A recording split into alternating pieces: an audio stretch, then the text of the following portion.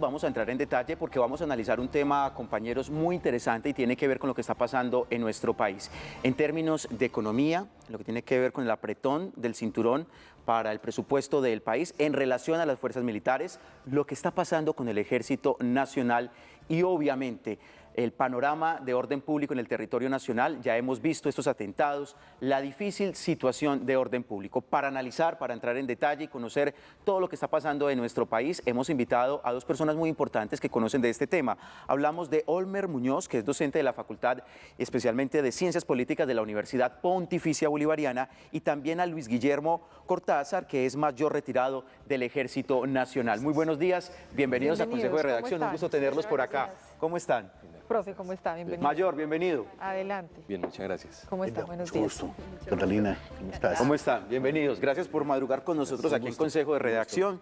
Bien, pueda tomen asiento y bueno, que podamos conversar, digamos, pensando en nuestros televidentes, muchas personas con dudas, mucha información también en redes sociales y qué bueno tener esas dos posiciones, desde la experiencia al interior del ejército, lo que implica todo lo que está pasando y desde el punto de vista político, el impacto que tienen estas decisiones obviamente en nuestro país. Muy bien, empecemos hablando. Digamos que en las últimas horas fue noticia el anuncio del Ministerio de Hacienda. Primero, el presidente habla de apretar el cinturón en lo que tiene que ver con las finanzas o la caja del gobierno nacional. Y lo segundo, ayer ya se hablaba de 14.000 millones de pesos que se ponen en pausa, que se les da un bloqueo a esos recursos que serían por lo menos para el suministro de combustible del Ejército Nacional. En medio del debate que se dio, pues ya ayer como que trataron de decir, venga, no, esto no es que se vaya a congelar, es un tema gradual, pero esto no va a afectar la operatividad del Ejército Nacional. Quisiera conocer primero la respuesta del mayor al interior del Ejército. ¿Qué sensación dejan estas noticias? ¿Qué puede generar sobre el impacto, especialmente del ánimo de los militares a la hora de poder responder ante el enemigo, es decir, lo que está pasando en el territorio nacional? Bueno, no es para nada nuevo lo que está sucediendo, es algo que desde el mismo momento en que se asume el nuevo gobierno, se esperaba que una serie de situaciones y decisiones de este tipo, de este talante, se vinieran a presentar, ¿no? Porque definitivamente las Fuerzas Armadas son el bastión de la democracia del Estado colombiano y si no se debilitan, no se tiene el control de ellas. Entonces lo que se busca es someter a las Fuerzas Armadas para poder tener todo el control y poder hacer con ellas lo que se quiera. Claro que es muy grave lo que ese recorte de presupuesto. Si te acuerdas, iniciando el gobierno hubo un recorte de 800.000 millones, una cosa impresionante que no habíamos visto, y ahorita 14.000 millones. Lo que busca es colocar a las unidades en los cuarteles, que no se puedan mover, que no tengan cómo moverse, hacerlo lo más anquilosadas posible para que no tengan capacidad ni de reacción, ¿sí?, ni operativa. Eso es lo que se está buscando, ¿no? Eso es muy grave. Olmer, hablamos entonces de presupuesto, pero también hemos visto bajas. Cuando inició este gobierno salieron muchos generales, tanto de la policía como del Ejército Nacional. Recientemente también vimos otras líneas de mando que salen, supuestamente que por tiempo al interior de la institución. ¿Usted comparte esa tesis del mayor? Bueno, hay muchas cosas que hay que decirle también a los televidentes. En primer lugar, hay unos retiros que son por tiempo, que eso se reconoce pues en las fuerzas militares, pero evidentemente hay unas cosas que son también del orden político. Cuando no hay una relación muy directa con el Ejecutivo, el oficial, el suboficial o el soldado tienen toda la discrecionalidad también para pedir la baja, así de simple. Pero lo grave de esto es cuando el Ejecutivo da mensajes que son equivocados a las Fuerzas Armadas. Ahí es donde está el problema estratégico del gobierno nacional, creo yo. Obviamente, con todo el respeto al presidente de la República, una política de seguridad no es una política que esté, si usted la ideologiza al máximo, deja sin operatividad a las fuerzas militares. Entonces, por ejemplo, si nosotros teníamos controlado Nudo de Paramillo hace 10 años o más, hoy no. Si nosotros teníamos más o menos controlado el Bajo Cauca, hoy no.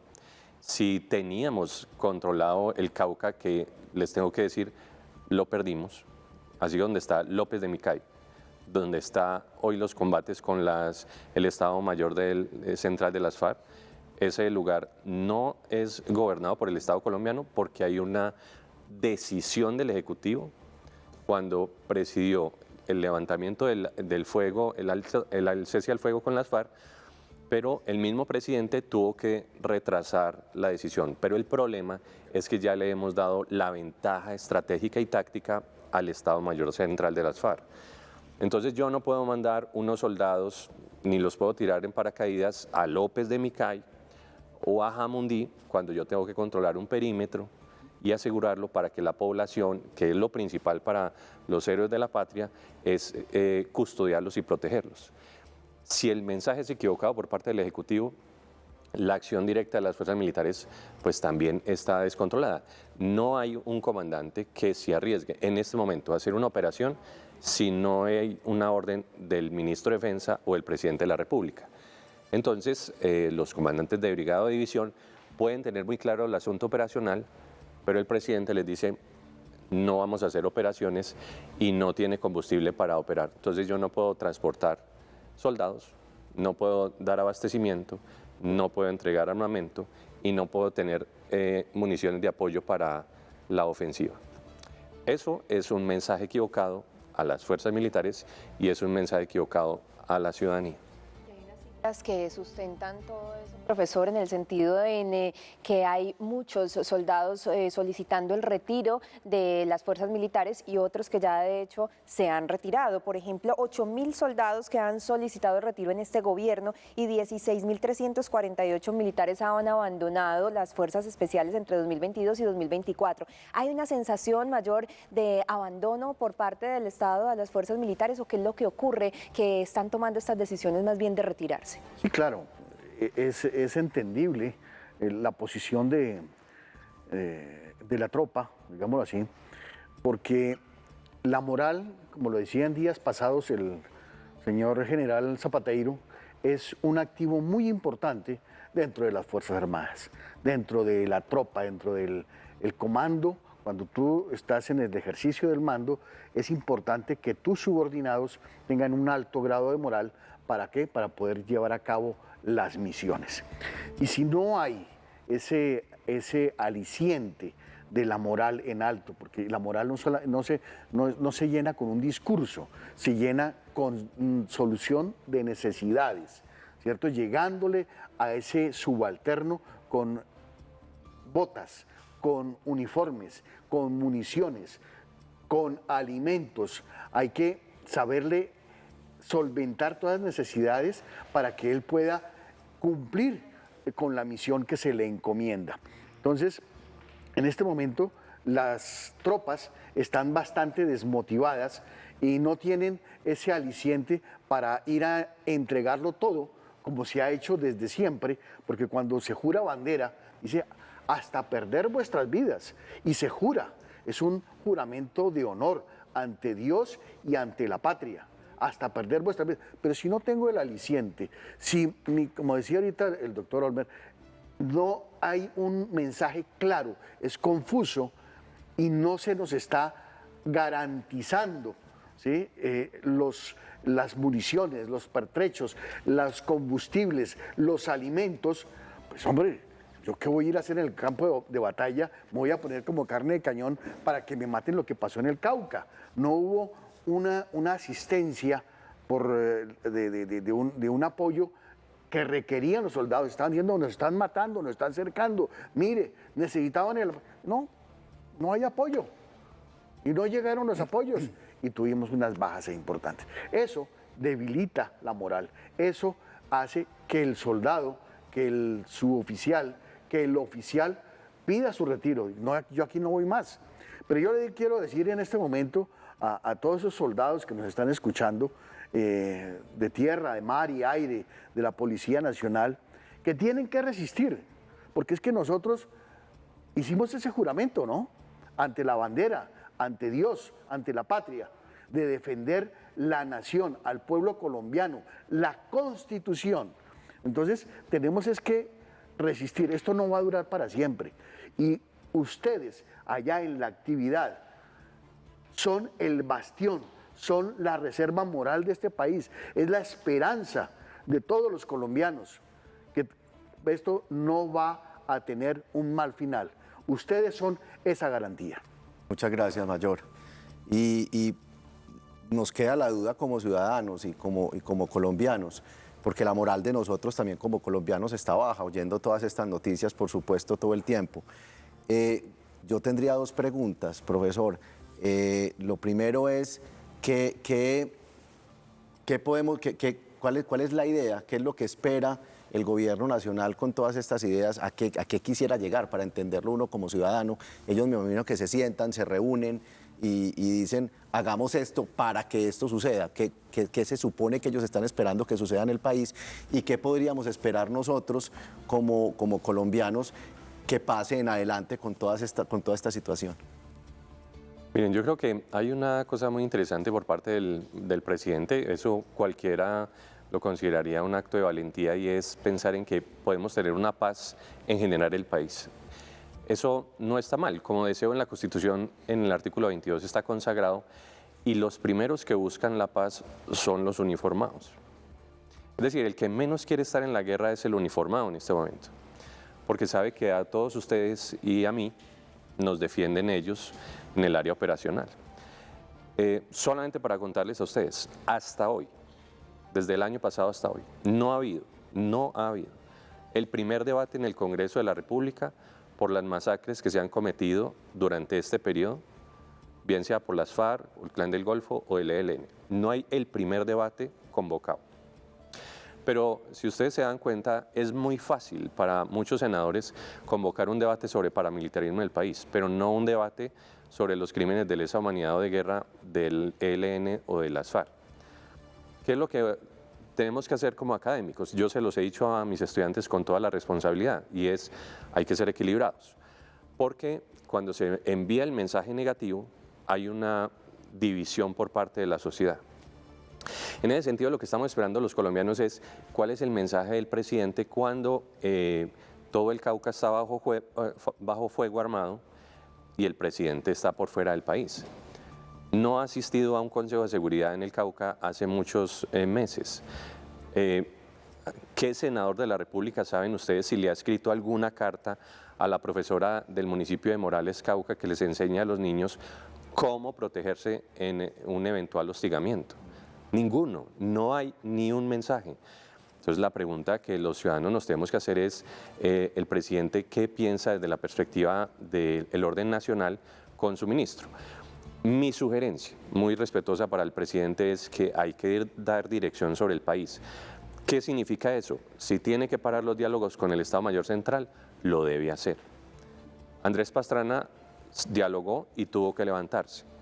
Y les cuento esta perla que es bien interesante. Uno de los presidentes que ha estado conmigo en la universidad y que lo he invitado varias veces a hablar sobre temas políticos en el país, Ernesto Samper, el presidente que más ha apoyado diálogos de paz en el país, durante su mandato no tuvo ni un acuerdo firmado con las FARC ni con el ELN, solamente tuvo acuerdos de intercambio de prisioneros que estaban en la cárcel y secuestrados de la fuerza pública que tenían las FARC.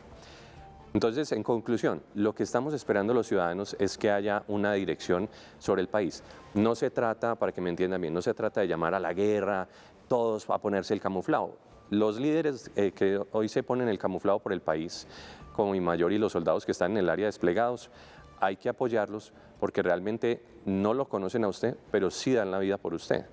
Difícilmente un miembro del ELN que no lo conoce a usted va a dar la vida por usted. Lo más increíble es que lo que va a hacer es tratar de quitarle la vida, como lo han hecho en Jamundí, o en el Cañón de López de Micay, o en el Chocó, o en Antioquia, o en el Meta, o en Nariño. Entonces yo creo que es para pensar un poco en el país. Hay que darle dirección al país, hay que pensar positivamente en el país, yo creo que es lo mejor, pero las fuerzas militares siguen siendo nuestro bastión, Fuerza Aérea, Ejército y la Infantería de Marina y todo el componente que nosotros también tenemos de Policía Nacional y el Ejército, que es el que está en tierra haciendo una gran labor en compañía de las otras tres fuerzas. O sea, los ciudadanos debemos estar orgullosos de tener unas Fuerzas Armadas que son muy nobles, civilistas, pero necesitan dirección de mando.